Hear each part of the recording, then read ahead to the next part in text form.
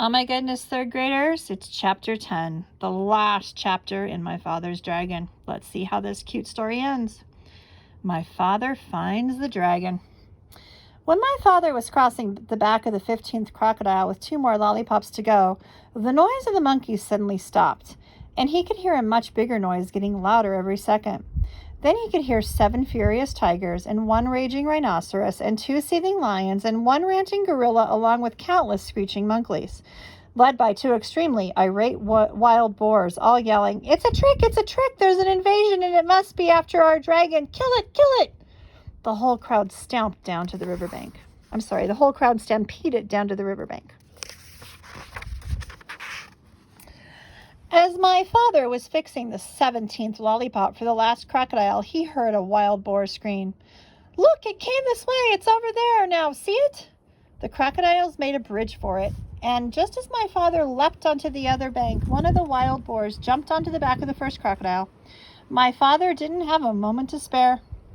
By now the dragon realized that my father was coming to rescue him. He ran out of the bushes and jumped up and down, yelling, "Here I am! I'm right here! Can you see me?" "Hurry, the boar is coming over on the crocodiles too. They're all coming over. Oh, please hurry, hurry." The noise was simply terrific. My father ran up to the dragon and took out his very sharp jackknife. "Steady, old boy, steady. We'll make it. Just stand still," he told the dragon as he began to saw through the big rope. By this time, both boars, all 7 tigers, the 2 lions, the rhinoceros, and the gorilla, along with the countless screeching monkeys, were all on their way across the crocodiles, and there was still a lot of rope to cut through.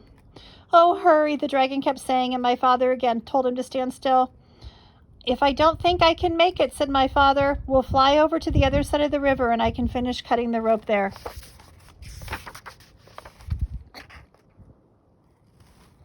Suddenly the screaming grew louder and madder, and my father thought the animals must have crossed the river.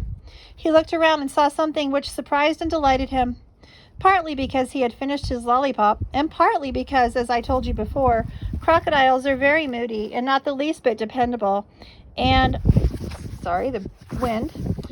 are always looking for something to eat. The first crocodile had turned away from the bank and started swimming down the river. The second crocodile hadn't finished yet, so he followed right after the first, still sucking his lollipop, and the rest did the same thing, one right after another, until they were all swimming away in a line. The 2 wild boars, the 7 tigers, the rhinoceros, the 2 lions, the gorilla, along with the countless screeching monkeys, were all riding down the middle of the river on a train of crocodiles, sucking pink lollipops, and all yelling and screaming and getting their feet wet.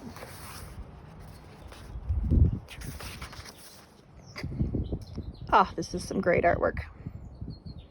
There they all are, stuck on the crocodiles in the middle of the river.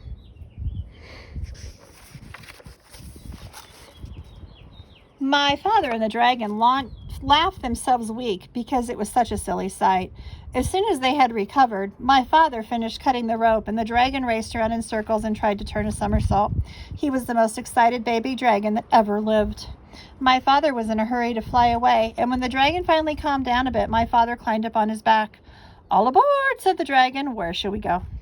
"We'll spend the night on the beach, and tomorrow we'll start on the long journey home. So it's off to the shores of Tangerina," shouted my father as the dragon soared above the dark jungle and the muddy river, and all the animals bellowing at them, and all the crocodiles licking pink lollipops and grinning wide grins.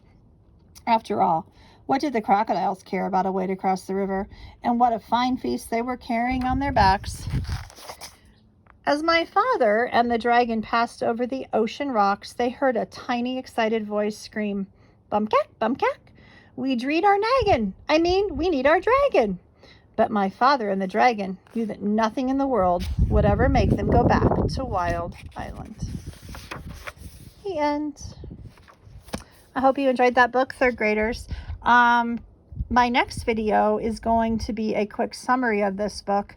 You don't have to do any work. All you got to do is listen to me explain it and share with you. But I know you know the answers because you guys are smart third graders like that. See you soon. Bye.